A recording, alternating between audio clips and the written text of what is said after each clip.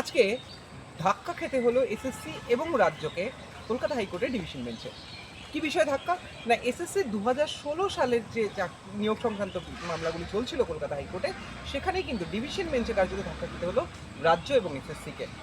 Division বেঞ্চও কিন্তু single বেঞ্চের রায়কে বহাল রেখেই কার্যত জানিয়ে দিল স্পষ্ট ভাষায় যে কোনো চিহ্নিত অযোগ্য যারা রয়েছে তারা কেউ কিন্তু পরীক্ষায় বসতে পারবে না। অর্থাৎ এই ২০১৬ সালের যে নিয়োগ সংক্রান্ত যে বিজ্ঞপ্তি জারি করা হয়েছিল, সেই নিয়োগ বিজ্ঞপ্তির রেসপেক্টে তারা কিন্তু কোনো রকম আবেদন করতে পারবেন না, তারা পরীক্ষায় বসতে পারবেন না, বা এই গোটা রিক্রুটমেন্ট প্রসেসটা বা এই গোটা যে চাকরির প্রসেস, চাকরি হওয়ার যে প্রসেসটা, সেই প্রসেসটা অংশগ্রহণ করতে পারবে না।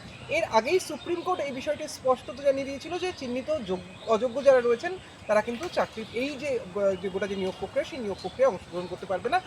তারপরে সিঙ্গেল বেঞ্চও কিন্তু একই রায় দিয়েছিল, এবার ডিভিশন বেঞ্চও কিন্তু সিঙ্গেল বেঞ্চের সেই একই রায়কে বহাল রাখলো, এবং তার ফলে রাজ্য এবং এসএসসিকে কিন্তু কার্যত ধাক্কা খেতে হলো কলকাতা হাইকোর্টের ডিভিশন বেঞ্চে। এবং ডিভিশন বেঞ্চও কিন্তু একটা বিষয় স্পষ্ট করে দিল যে এই যে গোটা যে নিয়োগ সংক্রান্ত বিষয়, ২০১৬ সালে যে নিয়োগ সংক্রান্ত যে প্রগ্রেসটি চলছে বা প্রসেসটি চলছে, সেই প্রসেসে কিন্তু অংশগ্রহণ করতে পারবেন না চিহ্নিত অযোগ্য যারা রয়েছেন তারা প্রত্যেকে। পাশাপাশি